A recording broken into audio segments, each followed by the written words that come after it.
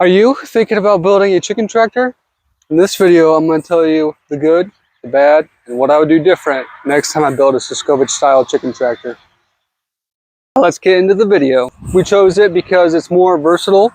The Salatin style chicken tractor holds a lot more chickens, but chickens are pretty much the only thing you can use it for. And it's real low. It's hard to get in there and get to them if you need to. This one, we have 31 chickens in here right now. And it's, it can hold lots of other animals, anything you want to put in there. It is very versatile. I built this in the fall, and we were planning on getting meat chickens in the spring, but we had a newer herd of layer hens that I had a little box for them inside of here, and we put this on, put the box inside of here and put this next to our other chicken coop and used a Premier 1 fence around it so that the two flocks could mingle together and get to know each other and incorporate well.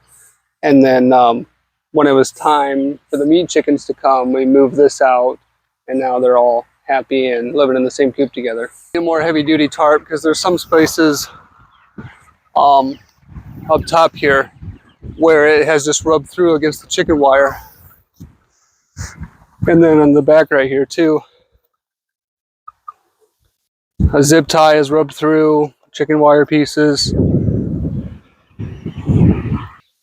We live in the Midwest, so, wouldn't be so bad out here if it weren't for the wind. So, with this tarp being over it, it catches the wind very easily. And we've had it blow around a little bit. It was before when we had the hens in there, and so there was a box in there with them, and it just blew up against the box, and it held it there, but it worried us.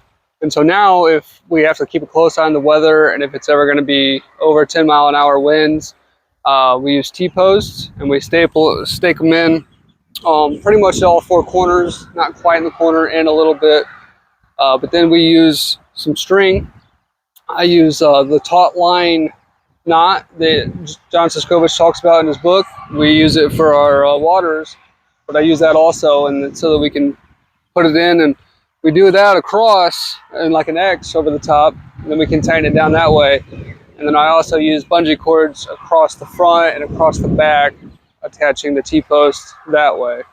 We've never had any issues with doing that. That keeps it tied down very good. Please comment down below what kind of modifications you make to your chicken tractor for your farm. Some of the things I would do differently are the door. If you follow the instructions in the book, the door ends up being the same height as the door frame. I mean, that's what happened with me anyway. I followed the directions. That's what happened. Maybe I messed something up. So I had to move. You'll see at the bottom that this piece goes across underneath, and the side pieces meet up with it, and it is the whole length of the door. Now with the top, I originally built it the same way, so it was right here. And in order to fix it, I cut that piece and then moved it down to where I needed it to be, and then reinstalled it basically. You see here, I just put in some little shavings. It's actually part of the half lap joints. I just took one of those pieces, glued it in there to fill in the gap from the saw. But I didn't want to build a whole new door. I didn't have the materials to build a whole new door. So that's how I made this one work. And then it still was a little bit too big, so I ran the whole top through the table saw and the whole side. So if you look closely, you can tell this side is a little bit narrower than this side. The top's a little bit narrower than the bottom. So that's what I did to make it work after following the directions the way it's written in the book. This is the book by John Suscovich that tells you all about how to build a chicken tractor like this one. If you want this book, the link is down in the description. He says it's not necessary to put chicken wire all the way across in the inside because the tarp covers it. We were concerned about chickens just jumping over here, and then the bottom of the tarp's not secure, so they could just get out that way if they were able to jump up and through there. So on the outside here, we stapled the tarp down in that area, and to kind of help with it not flapping so much. But now you can see here in some places the wind has made it tear out from those staples. So if I were building this again, I would definitely I would put chicken wire across the whole thing, find I've seen some 10 by 12 heavy duty tarps. We definitely want something more heavy duty, and I'd put chicken wire across the whole thing. Another thing I would do differently is make it taller for the tarp, and also I cannot stand up in here. I'm right in the center. I'm about 5'11", and I can't stand fully straight up. I've seen where some people have made it a hoop house, where instead of building it, bending the conduit the way he says to in the book, they make hoops out of it.